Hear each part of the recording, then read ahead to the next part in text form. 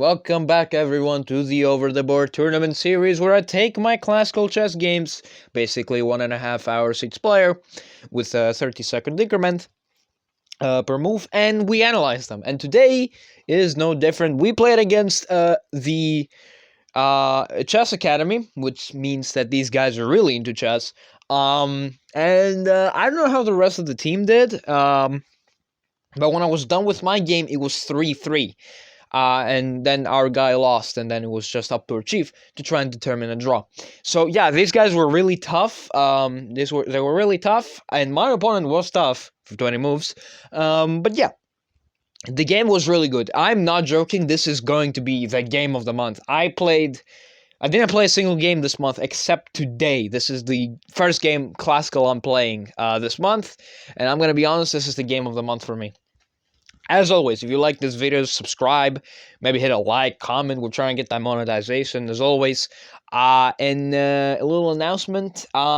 Spring break is next, well, not next, in 4 days from now, which means more content, which means faster uploads, which means a bit more dedication for my uploads. So yeah, that's some good news. And yeah, we will stream a little bit more often because we'll have more time on our hands. Anyway, I'll see you guys in the video. Let's begin. Alright, with that intro done, let's begin. I have the black pieces, and we're playing against a really good team. This game is really long. It's 78 moves long, but we're gonna cut it off at move 50. Because the rest of the game was, basic, there was nothing. Anyway, d4, knight f6, c4, e6, knight f3, b6. So, if you know what this is the Indian defense, the Indian game against d4. This is a really flexible, theoretical way to play against d4. This is one of the best ways to play against d4. The other way is obviously d5, and I'm going for other stuff. But I go with knight f6 with my idea to play a Nimzo or a Queen's Indian. With e6, and now white has a decision. If you play knight to c3, we go into the Nimzo Indian, or Queen's Gambit declined. If you play knight to f3, however, which is what played in the game, which was what my opponent played in the game, we go for bishop before check, and then, if you block, it's back to a Nimzo Indian, and if you block like this, then I will take, and we'll play Queen's Indian defense. Instead of that, I just go b6 immediately. This is the Queen's Indian, the Queen's Indian. This is essentially one of the best ways to counter the Catalan, with the exception of the Stonewall structure of the Duts. This is also another way to counter it. But the Queen's Indian is also a very good way. The idea is you want to put your c8 bishop to the b7 square. Excuse me. Go d5, go c5, knight b d7. Maybe you can trade this bishop off if you can. Castle, and essentially it's the Nimzo Indian, but with the bishop on b7. These two openings really collide with one another. They're almost the same. So they're very nice to have. Both of them you probably need to learn if you want to play the Nimzo Indian or the Queen's defense, the Queen's Indian defense. G3, he's trying to go for the Catalan, and now we switch it back to a Bogo Indian / Queen's Indian / try to get a Nimzo Indian type scenario. With bishop to d2, and this is actually my preparation, falling right into it. Bishop takes, knight takes, bishop b7, bishop g3, castles. d5, queen c2. Queen c2 is outside of my preparation. Officially, the games begin. Now, what do? There's tension on the center, expansion on the queen side as possible. And now we play the move knight b to d7. Not the most accurate, but it's one of the best moves.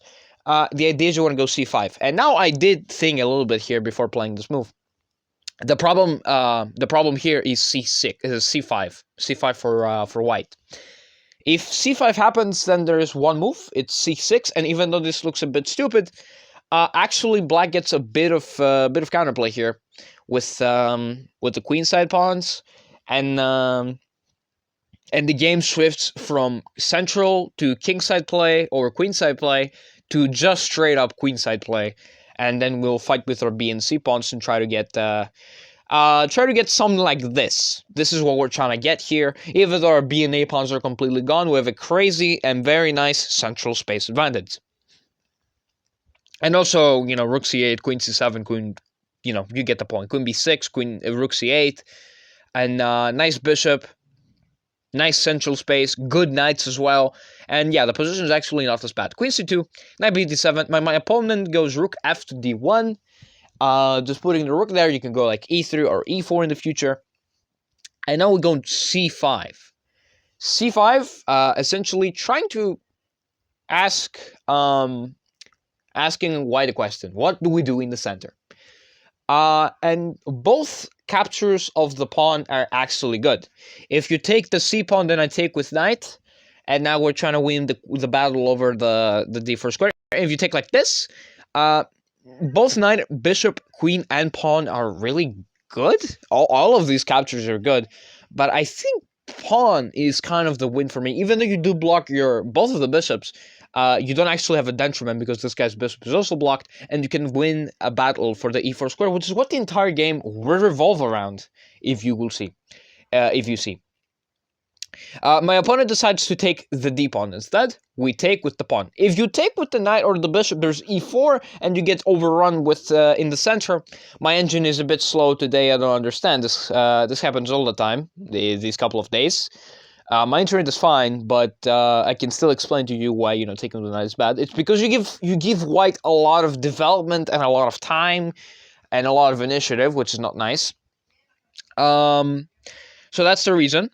Instead of that, we take with the pawn, even though our bishops are both a bit blunted.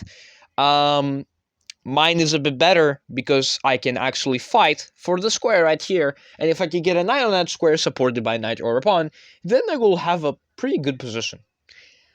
D takes c5, and now we have a concept, if you're not familiar with, you will be familiar with it now. It's called an isolated queen's pawn, or in short, IQP. An isolated pawn, or an isolated queen's pawn, or any isolated pawn in that matter, is basically a pawn which has no neighboring pawns to support it, and it cannot be defended by pawns. It can only be defended by pieces. Now there's both detriments and pros for this. The pros are that you get open lines, you get outpost squares, activity for your pieces, space to develop.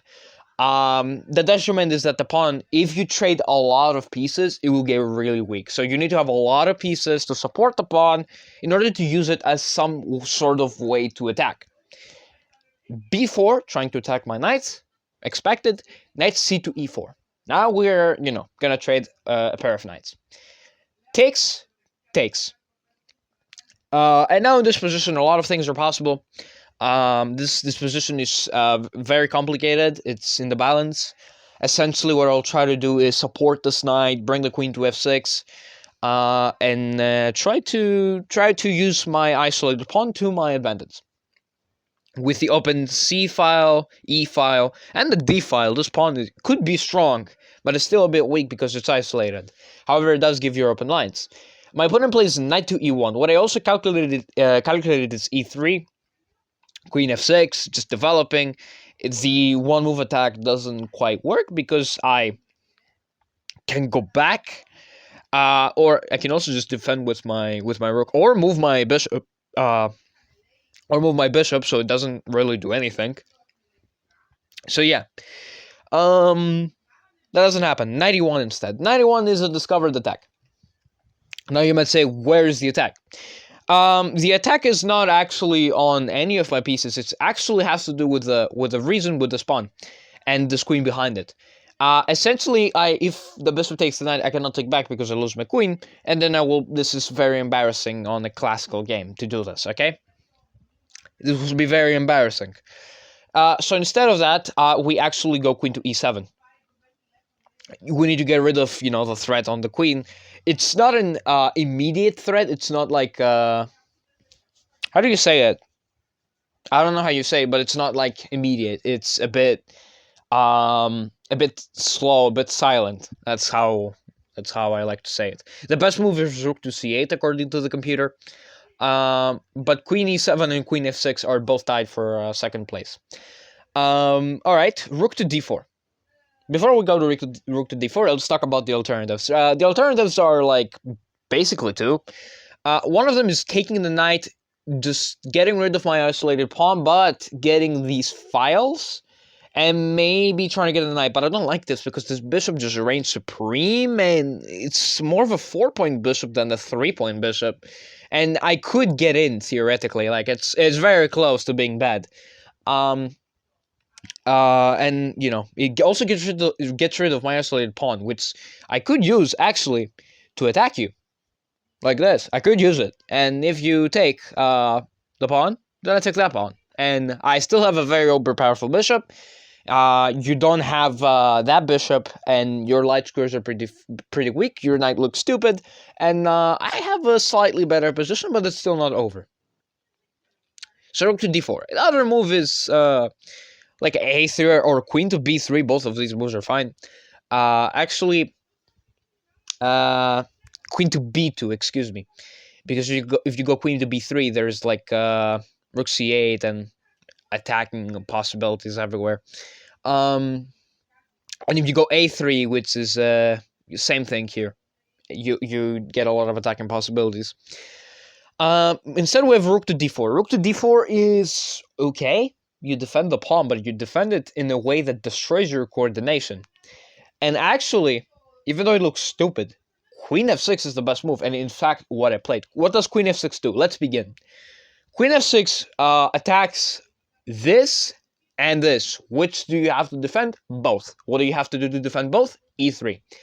Yes, your light squares are weak. Yes, there is no f-pawn advancement for now.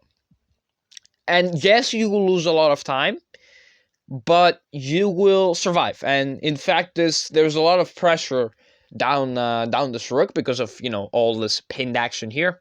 You need to like give away the bishop for this knight, and then you need to play knight versus bishop essentially. Oh, let me get it out of the way. You need to play knight versus bishop, and yeah, it's not a great position. It has a lot of pressure, and yeah, but the knight is doing a good job at defending the squares. Yeah, so not really the greatest position for white, but instead of that we have knight to f3. Knight to f3 does solve the problem of the f pawn and the rook. However, it doesn't really do it in a solid way, because moving a pawn is less committal. In some situations, less committal than moving a knight. Because the knight can move around and do stuff. The pawn doesn't. The pawn is just there. And also this also uses like the queen in another way, so the queen doesn't look stupid. And if it gets attacked, like it could theoretically, like if you could go here, you can go here actually, and it's not that bad. There is a sacrifice of a bishop queen to a6, and if you take, there is this massive attack on the king, and it's not really nice. So yeah, knight to f3. The reason why it's not as good is because you lose time. That's what I try to say. You lose time. And now, rook c8 is the best move. Now, which rook do you move? The f rook. And this is what I moved. If you move the a rook, it's also fine, but you theoretically could allow some stuff on this pawn. And it's nothing too special. Like if they go in here, there's like, you know, you lose the rook, but there is possibility for like your pawns falling, and I decided to take that all away with rook f to c8, and actually that's the best move. Queen to d1. The best move again was queen to b2, but that is a little hard to spot. Let's be honest. Queen to d1 is a bit more just a bit more natural. You defend the rook like this. And now this is where the game it went from uber positional to time to suffocate you. Let's begin. In this position, actually, a lot of stuff started to happen. I had a small instinct, first of all. The g5 was the best move. I'm not joking. I had an instinct. I was calculating g5, but I discarded it because this looks stupid. I mean, why would they just push a random g-pawn in the middle of nowhere? Who am I? Magnus Carlsen? Definitely not. I'm not that guy. But actually makes sense.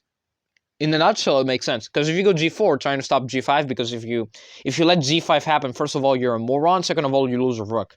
Second of all, if you stop it, then there's h5, and if you play h3, then I take and take, I go king g7, I open up the h-file, and you're under a bit more pressure now, which is not that nice.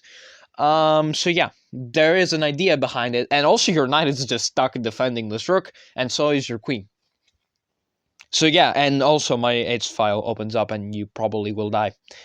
Anyway, instead I go knight to c3. It's much more natural to go knight to c3. I did not really find anything with g5. And around this moment, everyone just stood up from their games and started watching me play. I'm not joking. If you ask someone else, I don't know if you will be able to ask my team. If you find them, you can. Everyone just stood up and started watching me. And that felt a bit, I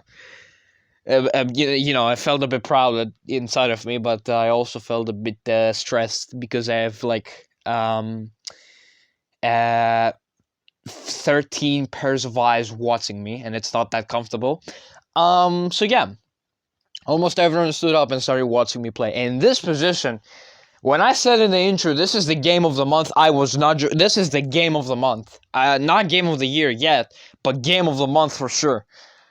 In this position, there are a lot of moves. Knight here to try and offer a draw is a move. Oh, sorry, went a bit ahead. What else? There's like h6, slow playing it. I played a crazy move here. a5. After 20 minutes of thought. I mean, not 20 minutes, probably was a bit less, but around that time frame. a5 is incredible. I'm surprised it's not on the top. The top edge moves b5, which is the other thing that I thought. It's the move a5, which I thought. What does a5 do? First of all, a5 is a threat. Is a big threat. The threat is bishop to a6. Now there's two ways to counter this. In the game, the dude played rook e1, but there's another thing that I calculated here, a very, very funny line. Rook h4. Rook h4 is bad, but it's bad because of a very specific reason.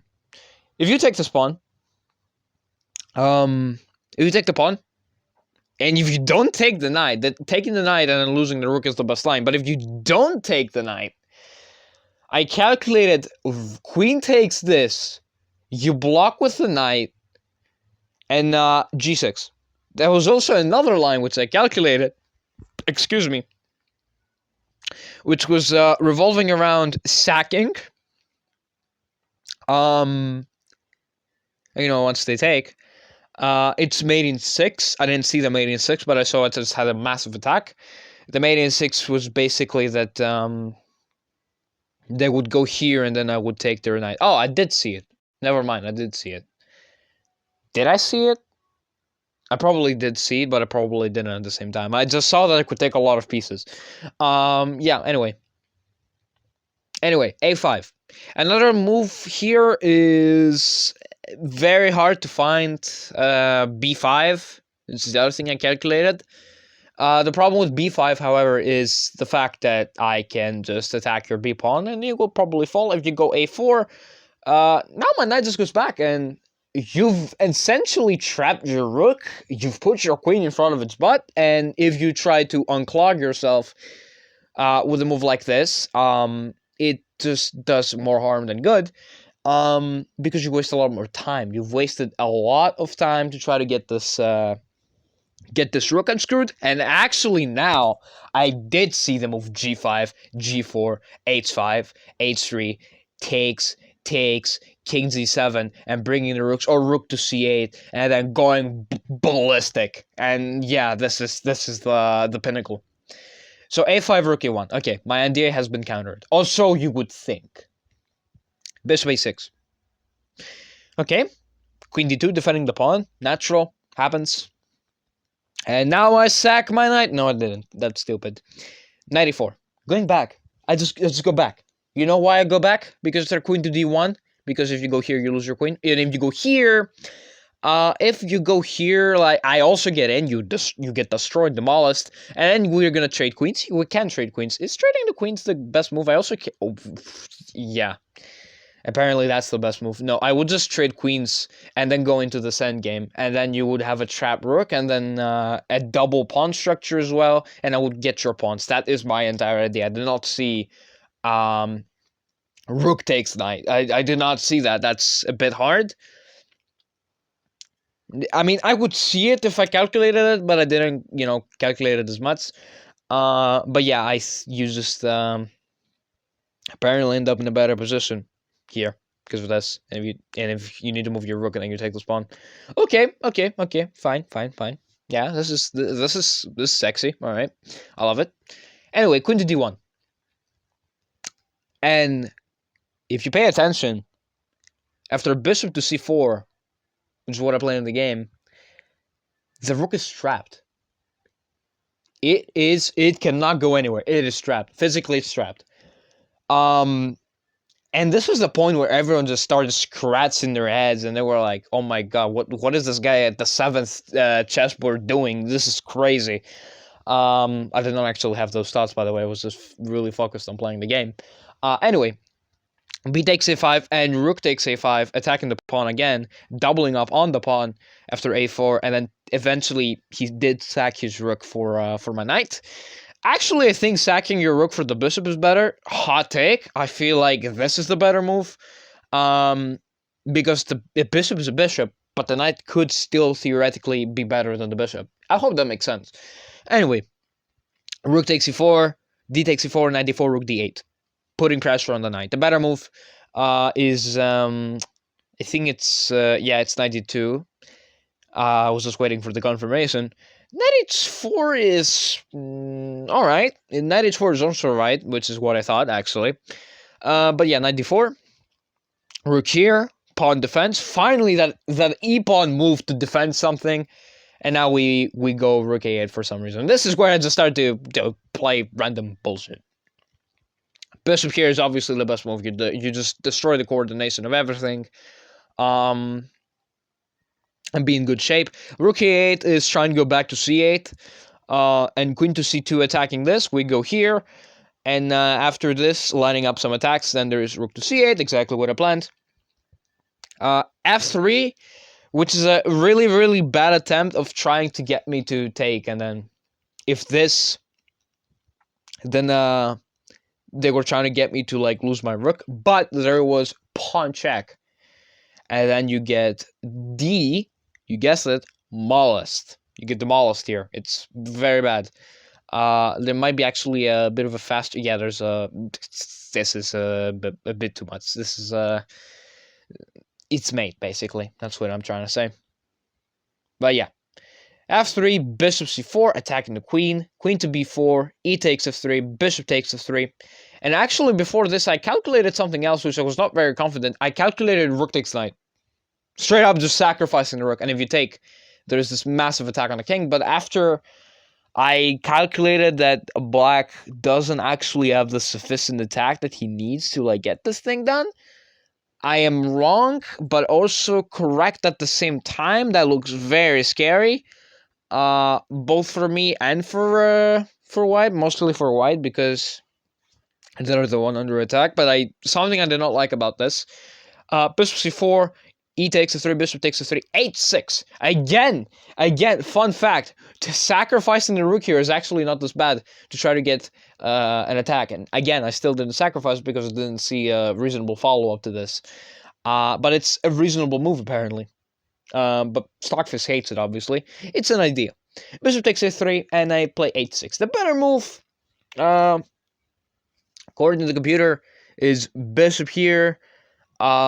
Essentially trying to go back to g6 and also letting the rook come in eventually, and also maybe there is a possibility for like attacking.